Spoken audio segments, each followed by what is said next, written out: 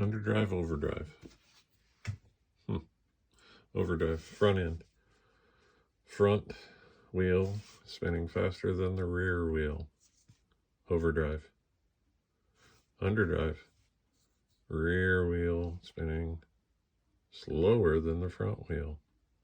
Now, that's true in both cases, whether we're saying over and underdrive, but you're gonna base that off of, let's just look at it. These are both stock. You don't have any overdrive, underdrive. I changed the gearing in the front end to make it spin faster than the original stock gear. I'm overdriving the front end. Reverse that process. I keep that stock. Change the gearing in the rear end to make it spin slower than the stock front end. I'm underdriving the rear.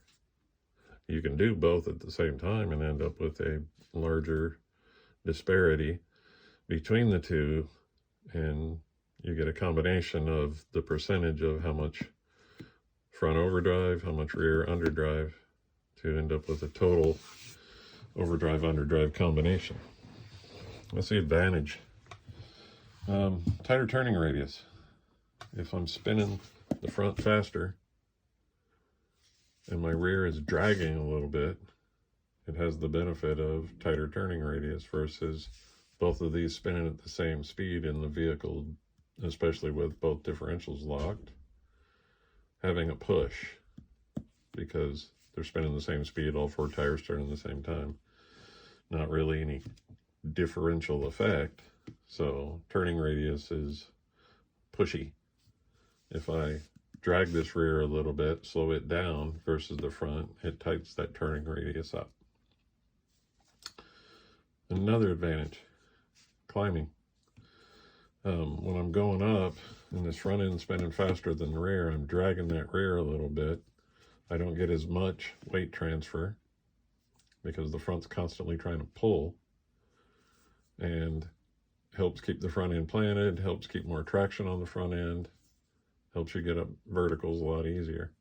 But then you got to turn around, you got to go down the steep. Now your rear spinning slower is acting like rear brakes only. It's giving a little bit of drag on the rear end, not having so much weight transfer go to the front where you get nose heavy. So there's another benefit to overdrive, underdrive.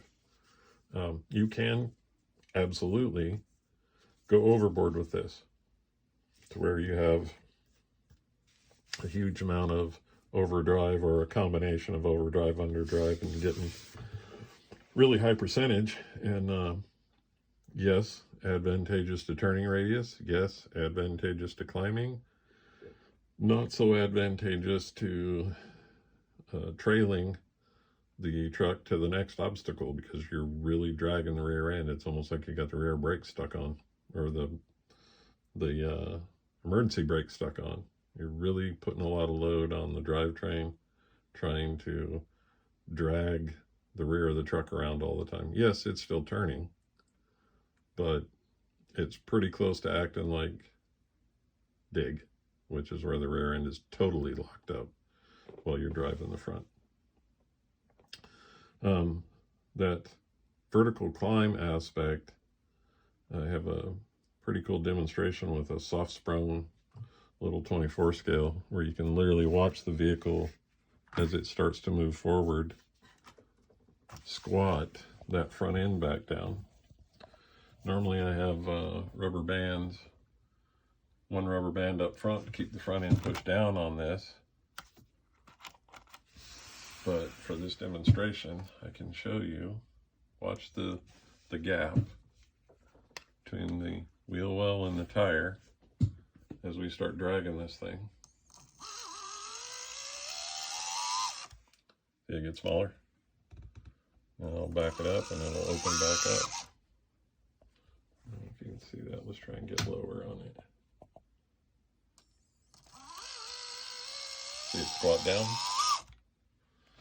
That is overdrive in a nutshell.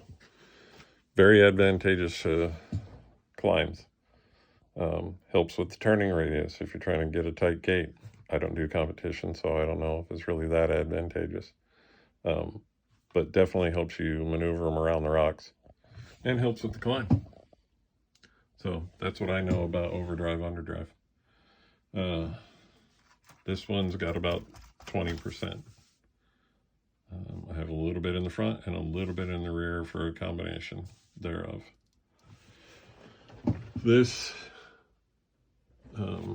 Rock Pirates chassis VFD twin,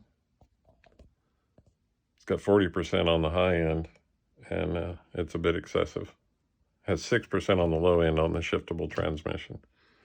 I'd like to find a happy medium, but I might have to change some gearing in the axles. This one, no overdrive yet, but it's coming, and it's been modified again. Harley Designs. Check out his YouTube, go to his website, harleydesigns.com, and you can buy the file for this cage, seats, interior, and steering wheel for $1.99. Can't beat that. And the drivers, my little pirate dude, I've had him for a year looking for the right application. I think I found it. And him and two of his buddies cost me $1 at the dollar store a year ago. So that's all I got. Give us a like, or a sub would be really cool too. Or leave a comment, that would be awesome. And catch you on the next one.